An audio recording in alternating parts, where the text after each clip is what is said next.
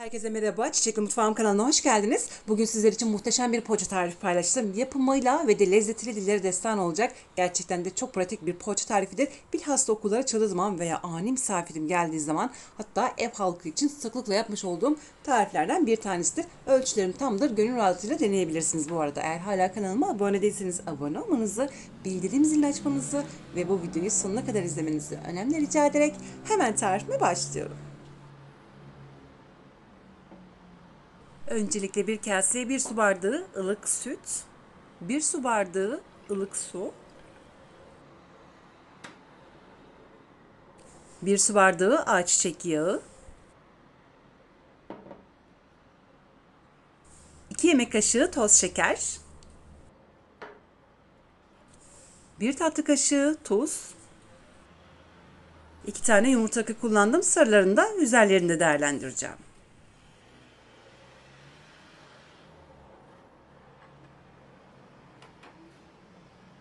Ve bir pakette kuru maya ilavesi yaptıktan sonra güzelce karıştırıyorum. Ardından da ununu ilave etmeye başlayacağım. Poğaça tarifim için toplamda 7 su bardağı un kullandım. Unu görmüş olduğunuz gibi bu şekilde yavaş yavaş veriyorum. Birden vermiyorum. Gerçekten de yumuşacık bir poğaça olacak ve de çok lezzetli olacak. Okul zamanında çok işinize yarayacaktır. Beslenmelikler için değerlendirebilirsiniz. O yüzden de 2 tepsi yaptım. Şu anda 2 tepsilik bir ölçüdür. Toplamda 7 bardak unu ilave ettikten sonra görmüş olduğunuz gibi ele yapışan bir hamur oldu. Ben toplamda 7 veya 8 dakika boyunca bu hamuru güzelce yoğuracağım. Böylelikle çok lezzetli bir poğaça olacak ve de yumuşacık olacak. Hamuru ortalama 7 veya 8 dakika boyunca güzelce yoğurdum. Görmüş olduğunuz gibi hamur böyle sakız gibi oldu. Ancak yoğurmadan önce birazcık ele yapışıyordu. Ne kadar çok hamuru yoğurursanız o kadar böyle sakız kıvamına gelecek ve hamur elden akacak. O yüzden de hamuru çok güzel bir şekilde yoğurmak önemlidir. Yani yoğurdukça yapışkanlığı, ele yapışan yapışkanlığı ortadan kalkacak ve böyle sakız gibi olacak. Böylelikle de tabii ki de poğaça hem çok lezzetli olacak hem de rengi çok güzel olacak. Daha detaylı bir şekilde göstermek istiyorum. Görmüş olduğunuz gibi hamurun kıvamı böyle yumuşacık, hafifçe ele yapışan bir hamur oldu. Eğer çok katı bir hamur olursa lütfen açalım. Bu çok önemlidir çünkü katı sert bir hamur olursa poğaça kesinlikle lezzetli olmaz. Aynı zamanda sert bir poğaça olacaktır. O yüzden kıvamı çok önemlidir.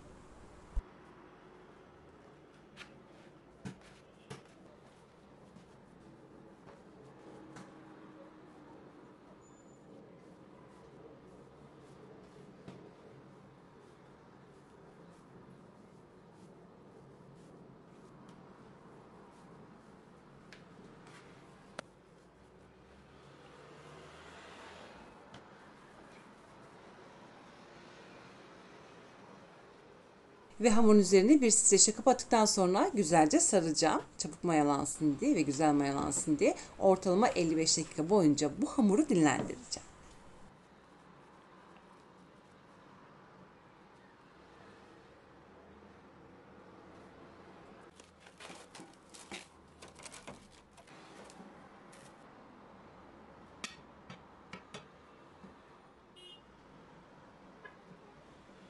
Hamur dinlenirken ben de şimdi hemen hızlı bir şekilde iç harcını hazırlamaya başlıyorum. Toplamda 300 gram peynir kullandım. Tam yağlı köy peyniri kullandım.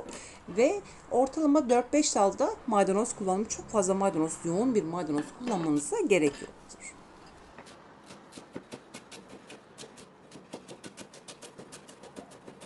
Ben tam yağlı köy peyniri kullandım. Eğer isterseniz siz lor peyniri veya da çeçil peyniri kullanabilirsiniz. Kaşar da kullanabilirsiniz. Önemli olan çok fazla tuzlu olmaması. Eğer çok tuzlu bir peynir kullanacaksanız lütfen az kullanın. İlerleyen dakikalarda sizlere göstereceğim.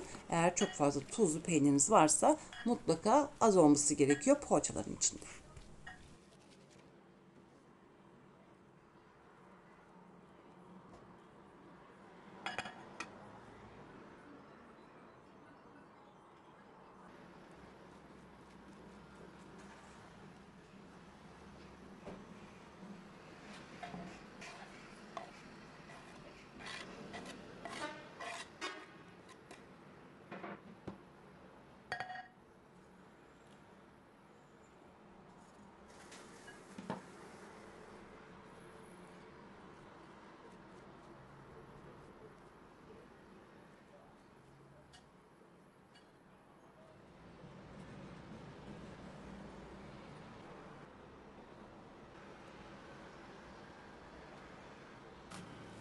Ve aradan toplamda 55 dakika geçti. Görmüş olduğunuz gibi hamur çok güzel bir şekilde mayalanmış. Hamuru hemen bir tezgaha aldım. Şimdi toplamda 20 eşit bezeye ayıracağım. Hamurun içerisinde yağ olduğu için kesinlikle tezgaha yapışmayacaktır. Toplamda 20 eşit bezeye ayıracağım. Ben bu poğaçayı küçük seviyorum. Eğer isterseniz tabii ki de 15 bezeye ayırabilirsiniz. Birazcık daha havalı, hacimli olacaktır. Hem okul çantası için şu anda yapıyorum. Beslenme çantası için yapıyorum. Hem de misafirim için yapıyorum. Zaten genelde hep böyle küçük yapıyorum. Dediğim gibi eğer isterseniz 15 bezeye veya 14 bezeye ayırarak daha büyük, pufidik bir poğaça yapabilirsiniz.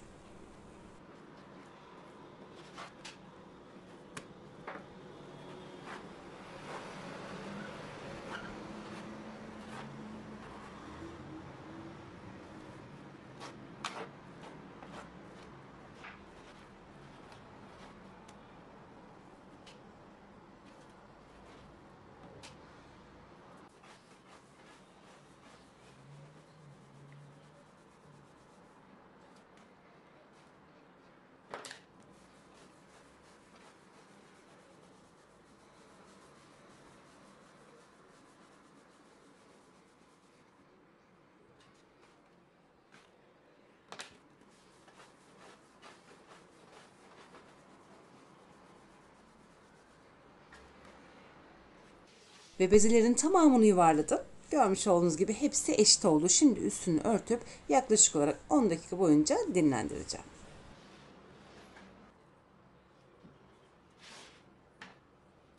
Aradan toplamda 10 dakika geçti. Görmüş olduğunuz gibi yapımı son derecede kolay. Hemen parmaklarımla hafifçe bası uygulayarak çay tabağından birazcık büyük açıyorum ve görmüş olduğunuz gibi kesinlikle tahtaya yapışmıyor.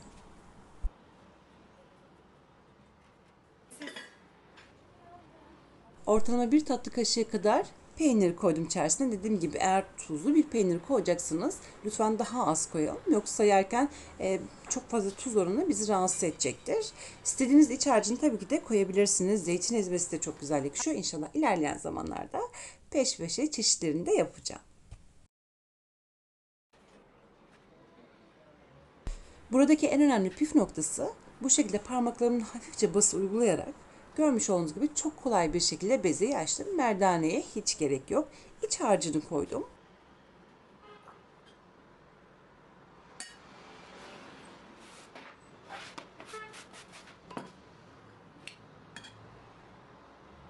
Kenarlarını katlarken kesinlikle hamuru sıkmıyorum ve aynen bu şekilde rulo yaparken de çok fazla sıkmıyorum. Eğer sıkarsanız, sarma işlemini yaparken sıkarsanız pişme esnasında kesinlikle kabarmayacaktır ve hacimli olmayacaktır. O yüzden lütfen çok fazla sıkmadan saralım. Gerçekten de çok güzel olacak. Eminim deneyenler de çok beğenecek. Hemen ben bunu da göstermek istiyorum. Bu şekilde ben toplu yapıyorum. Hepsini parmaklarımın uçlarıyla saniyede açıyorum. Eğer böyle genişçe bir yeriniz varsa bu şekilde yapmanızı tavsiye ediyorum. Hemen parmaklarımın uçlarıyla saniyede açıp hepsini birden kapatıp hemen tepsilere koyuyorum.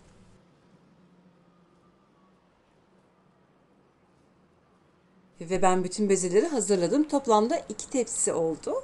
Yaklaşık olarak 15 veya 20 dakika boyunca tepsi mayasının olmasını bekledim. Ortam sıcaklığında bekletmeniz yeterli olacaktır. Tabii ki de üstünü mutlaka kapatalım. Ve görmüş olduğunuz gibi ilk tepsiyi hazırlayıp hemen şimdi fırına vereceğim. Fırını açtım. Şu anda ısınıyor. 180 derecelik fırın ayarında pişireceğim. Hemen şimdi yumurta sarısını sürüyorum. Yumurta sarısının içerisine bir miktar süt koydum ki rengi daha parlak olsun diye.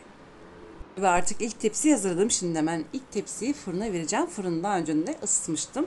180 derecelik fırın ayarında ortalama 35 veya en fazla 40 dakikanın içerisinde pişecektir. Lütfen kontrollü olalım. 20 dakika 25 dakikadan önce lütfen kapağı açmayalım. Bu önemlidir. 35 veya 40 dakikanın içerisinde pişecektir. İlk tepsi pişerken ben de şimdi hemen hızlı bir şekilde ikinci tepsiyi hazırlıyorum. Yine 15 veya 20 dakika boyunca tabii ki de tepsi mayası olacak bu bekleme esnasında. Ardından yumurta sarısı ve çörek otu sürüp hemen fırına vereceğim. 35 dakikanın içerisinde pişecektir veya daha da az olabilir. Altı ve üstünün nar gibi kızarmış olması gerekiyor. Bu arada şunu da hemen belirtmek istiyorum. Tekrardan İlk 25 dakika lütfen fırının kapağını açmayalım ve de kesinlikle çok fazla bu poğaçalar fırında kalmasın. Ne kadar çok kalırsa, gereğinden fazla pişerse poğaça sertleşmeye doğru gidecektir. Lütfen bu önemli. Kontrol olalım. 35 dakikanın içerisinde poğaçalar pişecektir zaten.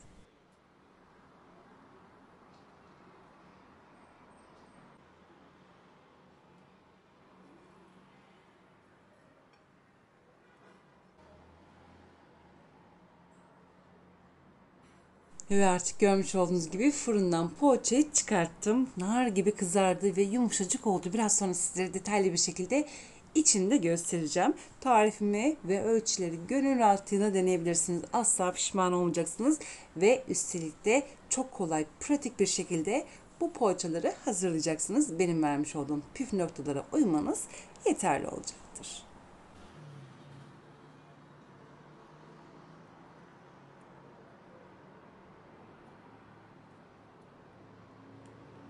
İkinci tepsiyi de ben hemen fırına verdim peşinden. Ama şöyle hemen göstermek istiyorum. Fırından çıkarttığınız zaman birazcık sert olabilir. Bekledikçe yumuşacık olacak. Bakın görmüş olduğunuz gibi yumuşacık ve içi de oldukça hacimli. Zaten çok da lezzetli bir poğaça tarifidir.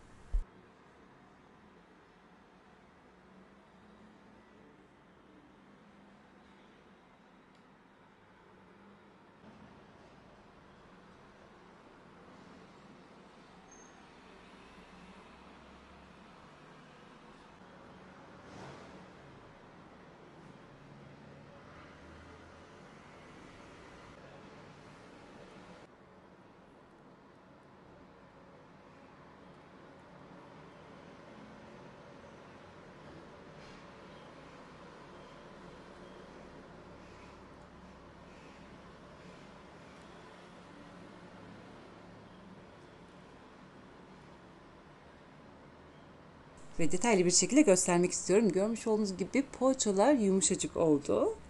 Ben soğuduktan sonra bez bir kesenin içerisine alıp poşet geçiriyorum. Böylelikle yumuşacık kalıyor. Gerçekten de çok güzel oluyor. Ve çok lezzetli bir poğaça tarifidir. Zaten lezzetsiz olması da imkansız. Çünkü ortalama 6 veya 7 dakika boyunca hamuru güzelce yoğurdum. Hemen şöyle içini de açıp sizlere detaylı bir şekilde göstermek istiyorum.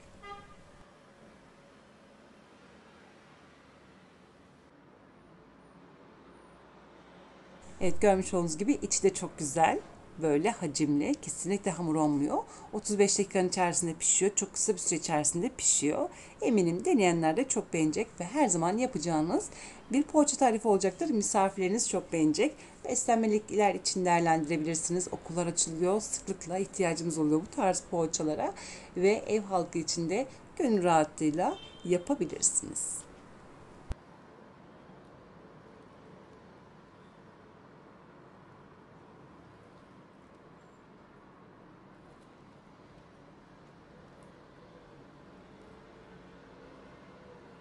Ve böylelikle bir tarifimin daha sonuna geldik. Umarım bu poğaça tarifimi beğenmişsinizdir. Sizlerden gelecek olan mesajları sabırsızlıkla bekleyerek şimdilik vedalaşıyorum. Yarın yeni videomda tekrar görüşmek dileğiyle. Hoşçakalın.